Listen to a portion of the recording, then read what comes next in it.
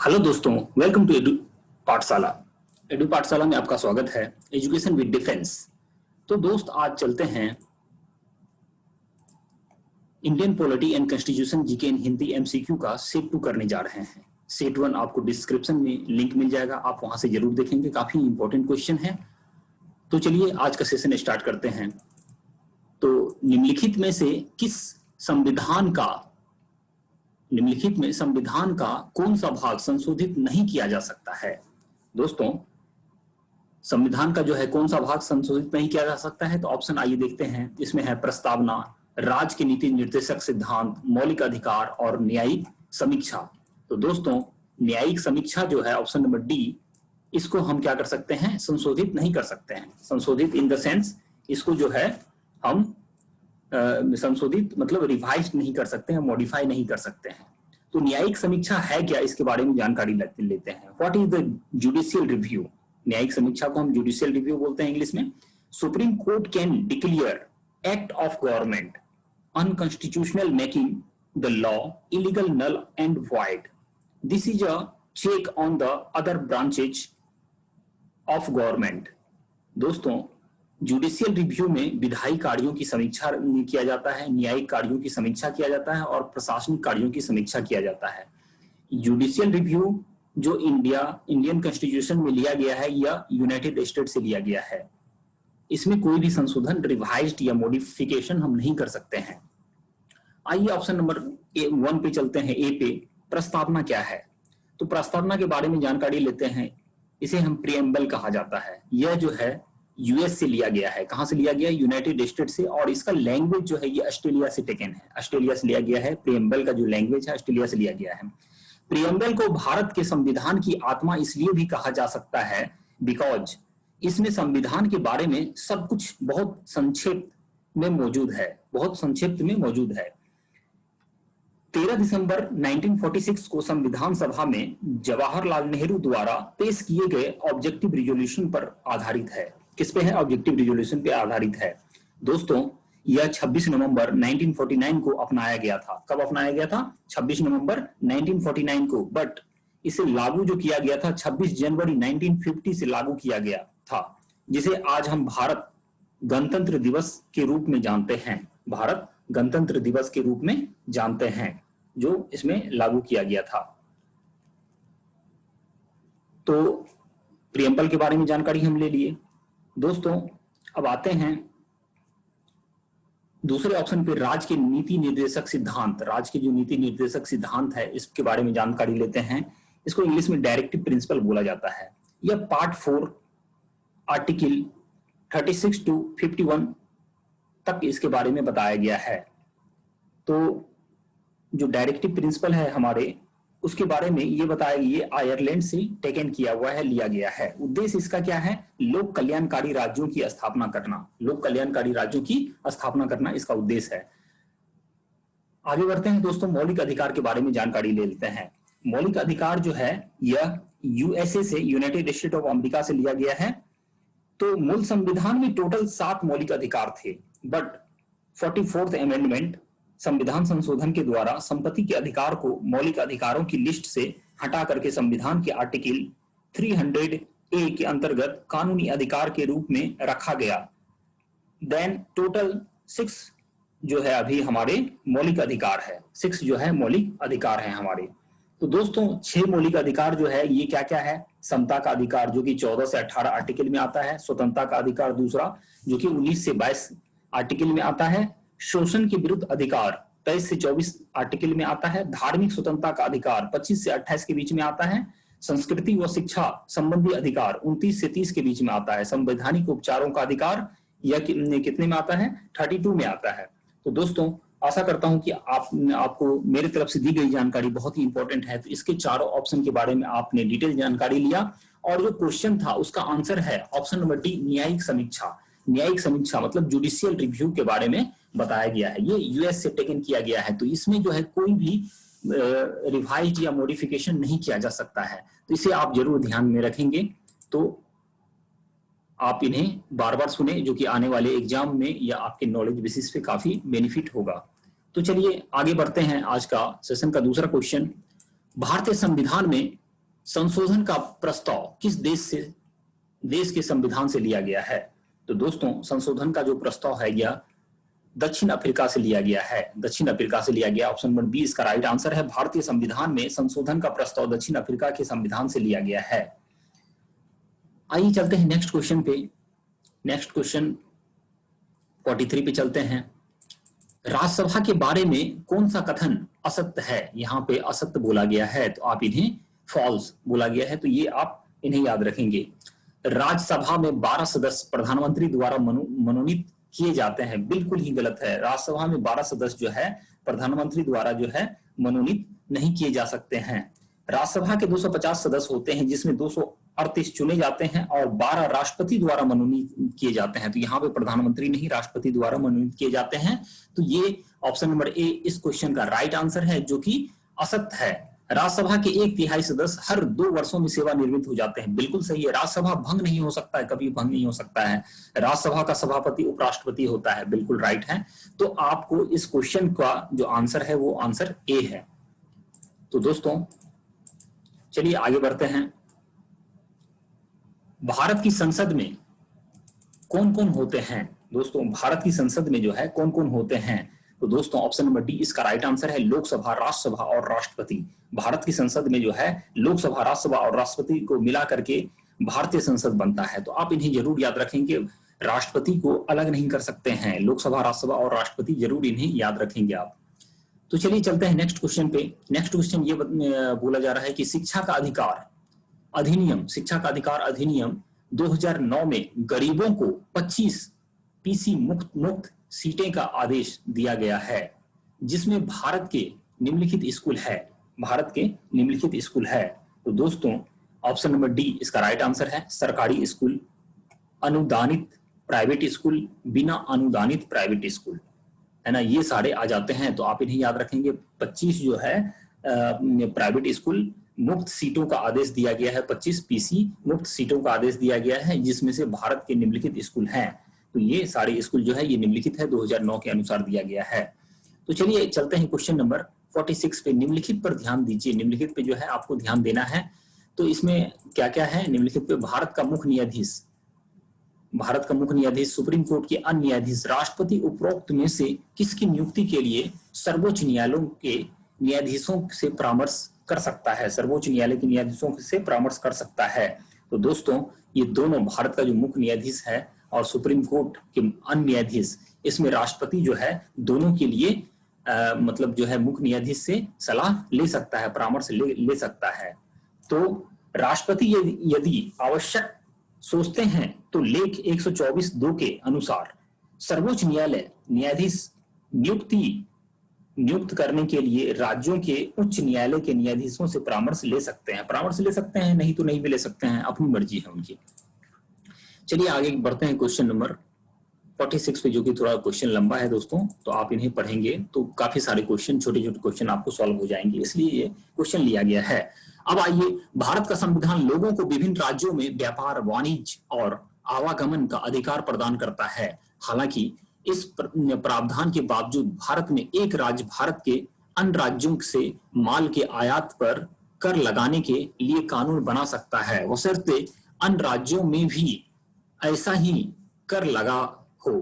राज्य ऐसा कानून बना सकता है या नहीं, इसका निर्धारण कौन करता है? दोस्तों राज्य जो है ऐसा कानून बना सकता है या नहीं बना सकता है, ऐसा निर्धारण जो है ऑप्शन नंबर सी राष्ट्रपति कर सकते हैं। भारत का संविधान लोगों को विभिन्न राज्यों में व्यापार, वाणिज्य और आवागमन का अधिकार प्रदान करता है। आर्टिकल 301 का कहना है कि आम जनता के हित में क्षेत्र कुछ हिस्सों से में संसद प्रतिबंध लगा सकती है। उदाहरण के लिए एक अकाल राज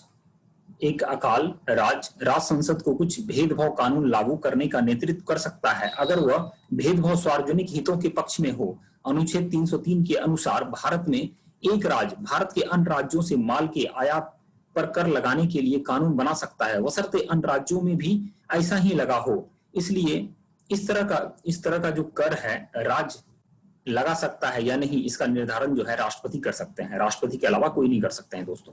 तो दोस्तों आप ये क्वेश्चन को बार बार पढ़ेंगे तो इससे बहुत सारे क्वेश्चन का आंसर मिलेंगे आपको। चलिए चलते हैं आज का क्वेश्चन नंबर 48 पे। 1986 में नागरिकता आधार अधिनियम के विभिन्न संशोधन में निम्नलिखित परिणाम दिए गए हैं। जो नागरिकता अधिनियम था इसमें क्या दिए गए हैं विभिन्न संशोधन, तो दोहरी नागरिकता, 18 साल की उम्र में सही मतदान और श्रीलंका बांग्लादेश आदि के शरणार्थियों द्वारा नागरिकता प्राप्त करने में कठिनाई। तो दोस्तों ऑप्शन नंबर सी इसका राइट आंसर है। ऑप्शन नंबर सी क्या है, केवल थर्ड है। तो केवल थर्ड में क्या आ जाता है, श्रीलंका बांग्लादेश आदि के जो 1986 के आधार पे जो है ये नागरिकता प्राप्त करना काफी कठिन हो जाता है। तो 1986 के तहत ये बताया गया है। तो आइए इसके बारे में कुछ जानकारी लें। पहली बात यह है कि हमें ध्यान रखना होगा कि भारत के संविधान ने पूरे देश के लिए एक नागरिकता प्रदान की है।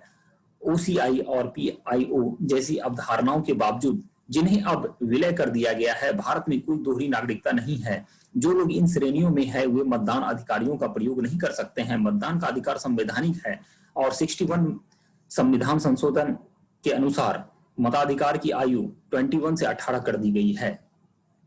तो आशा करता हूं कि आपको दी गई जानकारी सही मिली होगी, जो कि ऑप्शन नंबर सी इसका राइट आंसर है, केवल 3।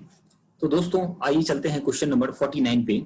49 में ये बताया गया है कि निम्नलिखित पर ध्यान दीजिए, इस पे ध्यान दीजिए। लोकसभा, राज्यसभा और विधानसभा, लोकसभा, राज्यसभा और विधानसभा सदस्य, राज्यसभा का सभापति इनमें से किसके मतों से चुना जाता है? राज्यसभा का जो सभापति है इसमें से किसके मतों से चुना जाता है? तो दोस्तों सभापति जो चुना जाता है वह जो है 1 और 2, मतलब लोकसभा से और राज्यसभा से चुना जाता है। राज्यसभा का जो सभापति है, भारतीय संविधान के अनुच्छेद 89(1) के अनुसार राज्यसभा का सभापति उपराष्ट्रपति होता है। अनुच्छेद 66(1) के अनुसार उपराष्ट्रपति को लोकसभा और राज्यसभा के सदस्यों द्वारा अनुपातित मतलब प्रतिनिधित्व प्रणाली द्वारा चुना जाएगा। राज्यसभा के उपसभापति को केवल राज्यसभा सदस्यों द्वारा चुना जाता है, राज्यसभा सदस्यों द्वारा चुना जाता है।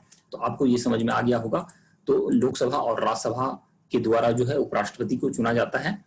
तो आइए चलते हैं क्वेश्चन नंबर 50 पे। राष्ट्रीय वरिष्ठ नागरिक परिषद का अध्यक्ष कौन होता है? राष्ट्रीय वरिष्ठ नागरिक परिषद का अध्यक्ष जो है दोस्तों सामाजिक न्याय और आधिकारिक मंत्री होते हैं। सामाजिक न्याय और आधिकारिक मंत्री होते हैं राष्ट्रीय वरिष्ठ नागरिक परिषद का अध्यक्ष। तो चलिए क्वेश्चन नंबर चलते हैं 51 पे। 51 पे चलते हैं दोस्तों। इसमें यह बताया गया है कि मतदान जो है निगरानी प्रणाली पहली बार किस राज्य में लागू हुआ था?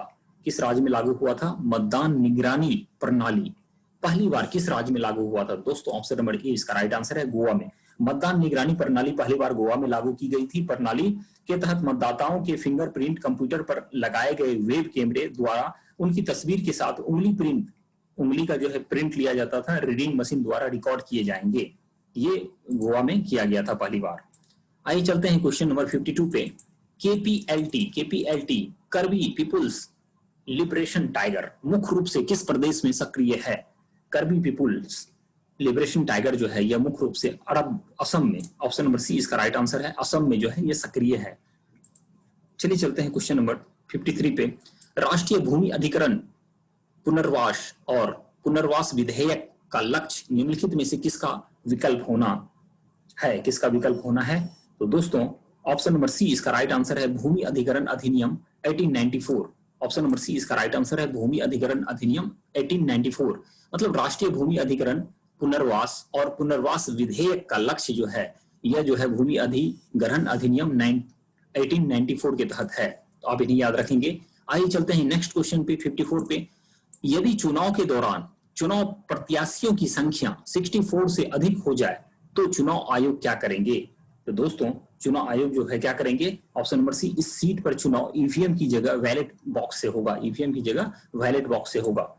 ईवीएम में अधिकतम 64 प्रत्याशियों के लिए मत पड़ सकते हैं। 64 से अधिक प्रत्याशी होने पर सीट का चुनाव बैलेट बॉक्स से होता है। दोस्तों ये प्रणाली पहले होता था, लेकिन अब अगर ऐसा क्वेश्चन में आए तो यह ईवीएम का ही प्रयोग होगा। ईवीएम में बैलेट यूनिट को बढ़ा दिया जाएगा।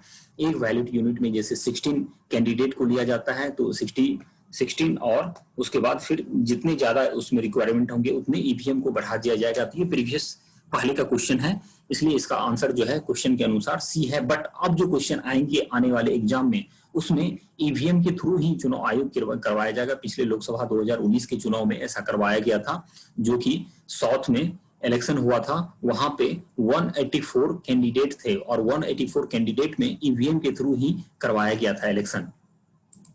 तो चलिए चलते हैं क्वेश्चन नंबर 55 पे।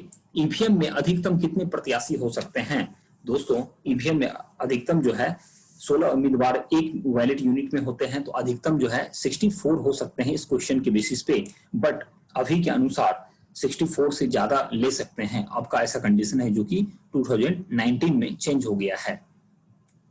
आइए चलते हैं क्वेश्चन नंबर 56 पे। आमतौर पर चुनाव आयोग के नियमानुसार पोलिंग बूथ मतदाता के घर से अधिकतम कितनी दूरी तक होनी चाहिए? दोस्तों अधिकतम जो है 2 किलोमीटर तक होनी चाहिए। ये आपको बहुत ही इंपॉर्टेंट क्वेश्चन है, आप याद रखेंगे। रिटर्निंग ऑफिसर के लिए हैंडबुक के अध्याय सेकंड के पैरा 3 के अनुसार मतदान केंद्रों को इस तरह से स्थापित किया जाना चाहिए कि आमतौर पर उनके मतदान केंद्र तक पहुंचने के लिए 2 किलोमीटर से अधिक यात्रा करने के लिए किसी मतदाताओं को आवश्यकता ना पड़े। तो 2 किलोमीटर से ज्यादा नहीं होनी चाहिए, ये ध्यान रखना है। लेकिन ऐसा है नहीं, बट 2 किलोमीटर ध्यान में रखा जाता है। अब आइए क्वेश्चन नंबर चलते हैं। एक ईवीएम में अधिकतम कितने मत जो है वो पढ़ सकते हैं? कितने मत पढ़ सकते हैं एक ईवीएम में? तो दोस्तों ऑप्शन नंबर ए इसका राइट आंसर है, 3840। एक ईवीएम में अधिकतम 3840 वोट पड़ सकते हैं। आमतौर पर एक बूथ पर मतों की संख्या 1500 से अधिक नहीं होती है, अतः ईवीएम की क्षमता अधिक होती है। ईवीएम की क्षमता अधिक होती है, 1500 से ज्यादा नहीं होती है, लेकिन ईवीएम की क्षमता को ज्यादा लेकर के चलते हैं। 1500 से 1200 से 1500 ऐसे लेकर के चलते हैं। भारत में ईवीएम इलेक्ट्रॉनिक्स वोटिंग मशीन को चुनाव आयोग द्वारा निम्नलिखित में से किसके सहयोग से तैयार और डिजाइन किया जाता है? तो दोस्तों जो तैयार और डिजाइन किया जाता है भारत इलेक्ट्रॉनिक्स लिमिटेड और electronics corporation of India, DRDO और केंद्रीय इलेक्ट्रॉनिक्स लिमिटेड। दोस्तों इस क्वेश्चन इलेक्ट्रॉनिक्स वोटिंग मशीन का जो चुनाव आयोग जो प्रचार करता है, ये सिर्फ 2 कंपनी ECIL और बेल, भारत इलेक्ट्रॉनिक्स लिमिटेड। तो इलेक्ट्रॉनिक्स कॉर्पोरेशन ऑफ इंडिया इसमें दे दिया है, भारत इलेक्ट्रॉनिक्स लिमिटेड और ECIL के द्वारा किया जाता है। तो ऑप्शन नंबर ए इसका राइट आंसर है। कौन कौन सा है? ECIL electronics corporation of India limited, ECIL and BEL के द्वारा, P भारत इलेक्ट्रॉनिक्स लिमिटेड। सिर्फ ये 2 कंपनी है पूरे इंडिया में जो कि ईवीएम को बनाती है और ईवीएम को बनाने के बाद जो है इलेक्शन भी करवाती है, सिर्फ यही 2 कंपनी।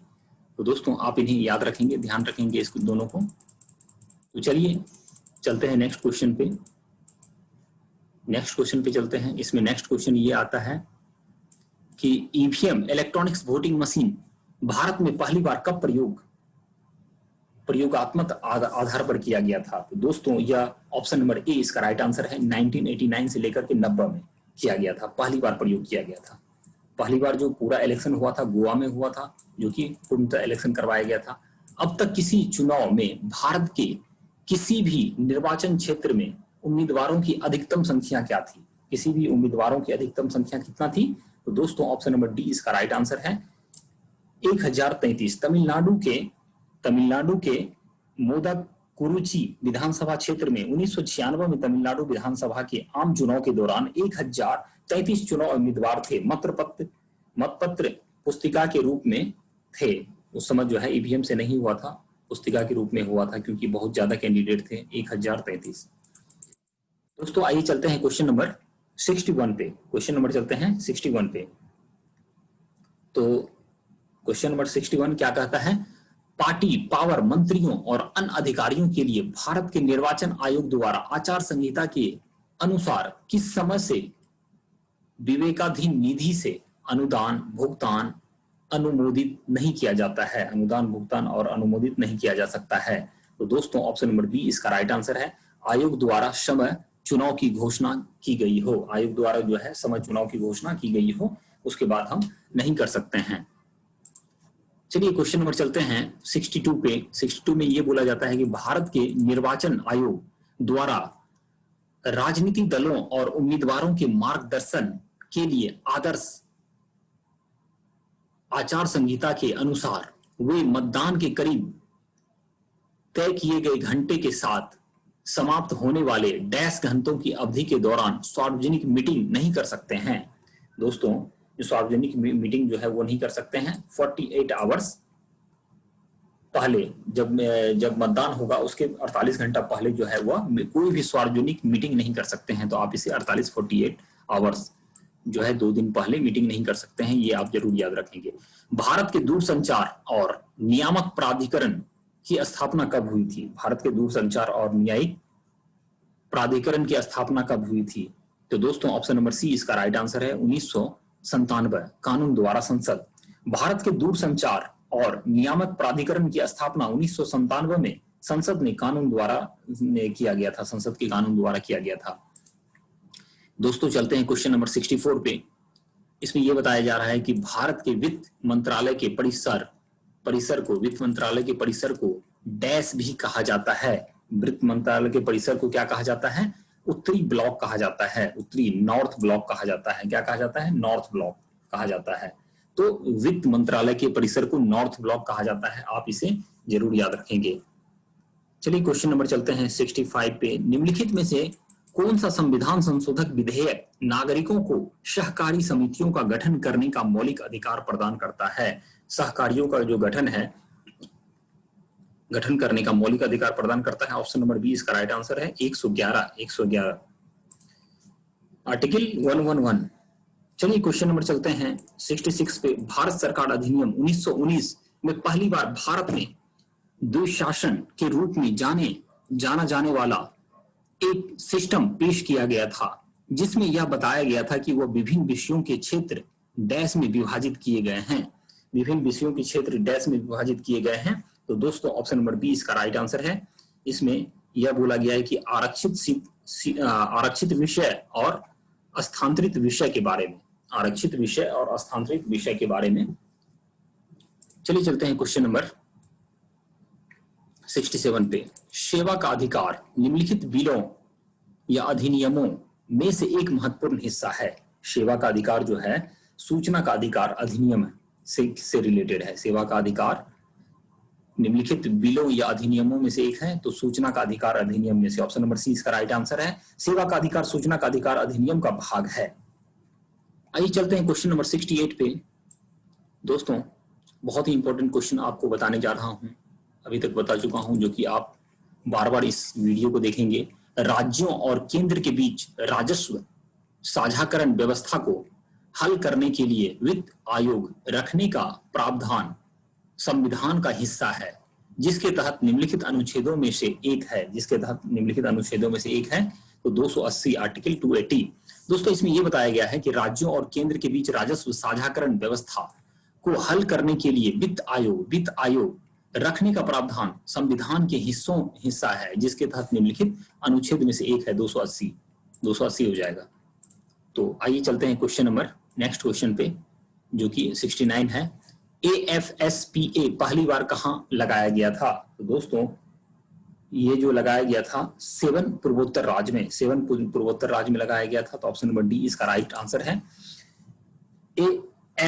AFSPA 11 सितंबर 1958 को प्रभावी हुआ, जो अरुणाचल प्रदेश, असम, मणिपुर, मेघालय, मिजोरम, नागालैंड और त्रिपुरा में गया था। तो दोस्तों आपको ये मैं बता देना चाहता हूं कि जो भी अभी क्वेश्चन आपके सामने आ रहा है वो बहुत ही इम्पोर्टेंट है, आप इन्हें याद रखेंगे। तो इसमें जो है आप इसको याद ये रख सकते हैं कि अभी 7 पूर्वोत्तर राज्यों में जो ये लगा हुआ है आर्म्ड फोर्स जो लगा हुआ है, स्पेशल आर्म्ड फोर्स, इसके तहत जो है आप इसे अच्छे से याद रखेंगे तो आने वाले एग्जाम में आपके लिए काफी बेनिफिट होगा। तो चलिए चलते हैं नेक्स्ट क्वेश्चन पे। The arm force Assam and Manipur special power act 1958, जो कि आपको बताया गया था अभी। तो AF जो डिस्ट्रिक्ट है ये अरुणाचल प्रदेश, त्रिपुरा, चांगलुंग एंड लोंगडिंग के लिए ये दिया गया था आर्म फोर्स का। तो दोस्तों चलिए चलते हैं नेक्स्ट क्वेश्चन पे। नेक्स्ट क्वेश्चन क्या बोला जा रहा है? इसमें बोला जा रहा है जो संविधान की 8वीं अनुसूची में कितनी भाषाएं थी? तो दोस्तों संविधान की जो 8वीं अनुसूची थी उसमें कितनी भाषाएं थी? तो अभी 8वीं अनुसूची में टोटल 22 लैंग्वेज था। ऑप्शन नंबर डी इसका राइट आंसर है। इसमें 22 लैंग्वेज में असम, उड़ीसा, उर्दू, कन्नड़, कश्मीरी, कोंकणी, गुजराती, डोंगरी, तमिल, तेलुगु, नेपाली, पंजाबी, बांग्ला, बोडो, मणिपुर, मराठी, मलयालम, मैथिली, संथाली, संस्कृत, सिंधी, हिंदी, है ना, संस्कृत, सिंधी, हिंदी, ये टोटल जो है 22 8वीं अनुसूची में थी। तो आप इनसे याद रख सकते हैं। तो चलिए चलते हैं क्वेश्चन नंबर 71 पे। 71 में ये बताया जा रहा है कि भारत में केंद्रीय विधायिका और संसद में क्या अंतर है। भारत में जो है केंद्रीय विधायिका और संसद में क्या अंतर है। तो दोस्तों देखिए, आप क्वेश्चन नहीं देख पा रहे हैं तो फिर से मैं लगा देता हूँ। हाँ, भारत में जो है क्या अंतर है इसमें से अंतर, इसमें से कोई अंतर नहीं है। ऑप्शन नंबर डी इसमें क्या है, कोई अंतर नहीं है। ऑप्शन नंबर डी इसका राइट आंसर है। भारत में केंद्रीय विधायिका को ही संसद कहा जाता है, केंद्रीय विधायिका को ही संसद कहा जाता है। तो इसमें कोई अंतर नहीं है। ऑप्शन नंबर डी इसका राइट आंसर है। तो आप इसे लंबा चौड़ा क्वेश्चन देख करके घबरा न जाए, ध्यान से देखें और पढ़ें। अब चलिए क्वेश्चन नंबर चलते हैं 72 पे। गोपनीयता के निहित अधिकार जीवन और व्यक्तिगत स्वतंत्रता के अधिकार का एक हिस्सा है, जिसके तहत भारत के संविधान के निम्नलिखित अनुच्छेदों में से एक है। वो अनुच्छेद क्या है? आर्टिकल 21। ऑप्शन नंबर सी इसका राइट आंसर है। अनुच्छेद 21 जीवन और स्वतंत्रता के अधिकार से संबंधित है। जीवन और स्वतंत्रता के अधिकार से संबंधित है 21 आर्टिकल। दोस्तों आइए चलिए क्वेश्चन नंबर चलते हैं 73 पे। सुप्रीम कोर्ट की सर्किट बेंच कहाँ है? दोस्तों ये बहुत ही इंपॉर्टेंट क्वेश्चन है। सुप्रीम कोर्ट की जो सर्किट बेंच है ये कहाँ है? तो दोस्तों सुप्रीम कोर्ट की सर्किट बेंच जो है, सिर्फ कोई सर्किट बेंच है ही इनमें से कोई नहीं, इसकी कोई सर्किट बेंच नहीं है। ये सिर्फ जब मर्जी जहां लगा सकते हैं, लेकिन सुप्रीम कोर्ट एक ही है इंडिया में, वो दिल्ली में है और इसका कोई भी सर्किट बेंच नहीं है। आइए चलते हैं क्वेश्चन नंबर 74 पे। निम्नलिखित अनुच्छेदों में से किसके अनुसार भारत के राष्ट्रपति को क्षमा, राहत या छूट देने या किसी अपराध के दोषी व्यक्ति को किसी भी अपराध की निलंबित अनुमोदन या यात्रा करने की शक्ति है? निलंबित अनुमोदन और यात्रा करने की शक्ति है। तो दोस्तों ऑप्शन नंबर बी इसका राइट आंसर है 72। अनुच्छेद 72 के अनुसार राष्ट्रपति को क्षमा देने का अधिकार 72 आर्टिकल में है, जो कि मैंने आपको पार्डनिंग पावर जो है बता दिया हूं, कल ही बताया था मैं आपको।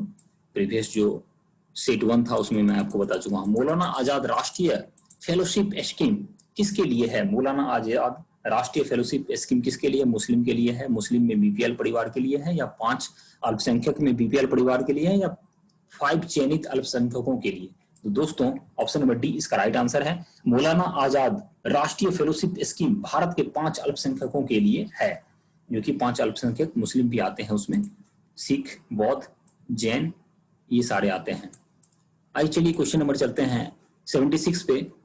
इंटीग्रेटेड एक्शन प्लान आईपीसी का लक्ष्य अत्यंत पिछड़े क्षेत्रों में विकास घाटे को ब्रिजिंग करना है, जो डैश से प्रभावित होते हैं। ब्रिजिंग करना है जो डैश से प्रभावित होते हैं।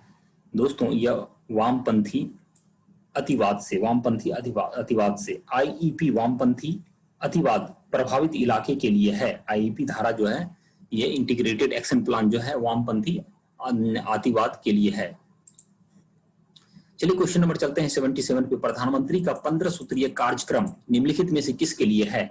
15 सूत्रीय कार्यक्रम जो प्रधानमंत्री का है दोस्तों, ये ऑप्शन नंबर डी इसका राइट आंसर है। अल्पसंख्यक के लिए है। किसके लिए? अल्पसंख्यक के लिए।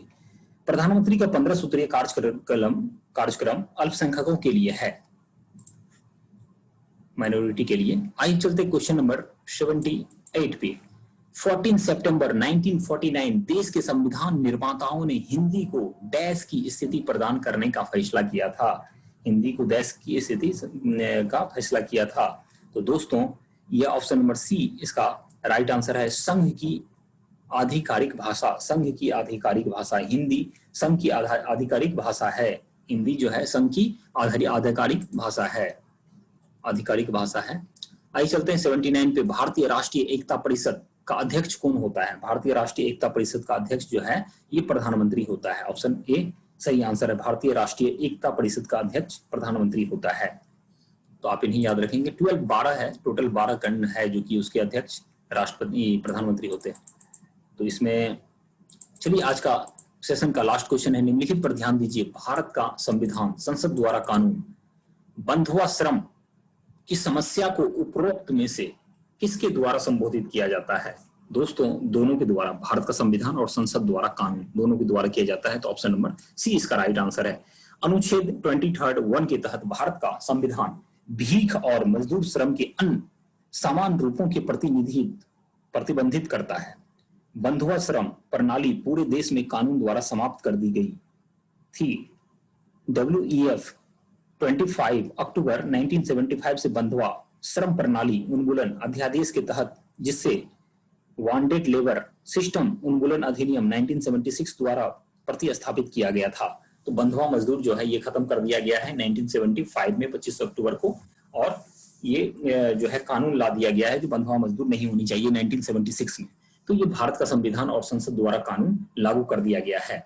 तो दोस्तों आशा करता हूं कि आपको जो मैं ये 40 क्वेश्चन का सेट 2 बताया हूं ये काफी आपके लिए हेल्पफुल होगा और काफी इंपॉर्टेंट होगा। तो thank you for watching my YouTube channel Edu Pathshala education with difference. Thank you again. तो दोस्तों आप इन्हें शेयर करें, सब्सक्राइब करें, लाइक करें और बेल आइकन दबाना ना भूलें, और अपने दोस्तों में शेयर करें और हमें बताएं कि हमें क्या इंप्रूवमेंट और लाने हैं और किस तरह का क्वेश्चन लाने हैं। आने वाले जितने भी एग्जाम है, दिल्ली पुलिस हो गया, उसके बाद बिहार SI का मेंस हो गया, बिहार SSC का जो मेंस का पेपर होगा उसके लिए इंटर लेवल का, और BPSC प्री के लिए भी बहुत ही इंपॉर्टेंट है दोस्तों। तो आप बहुत अच्छे से देखें, बार बार देखें वीडियो को, जो कि आपको काफी मेमोराइज हो जाए क्वेश्चन और आप अपने एग्जाम में अच्छा स्कोर कर पाए। Thank you again very much.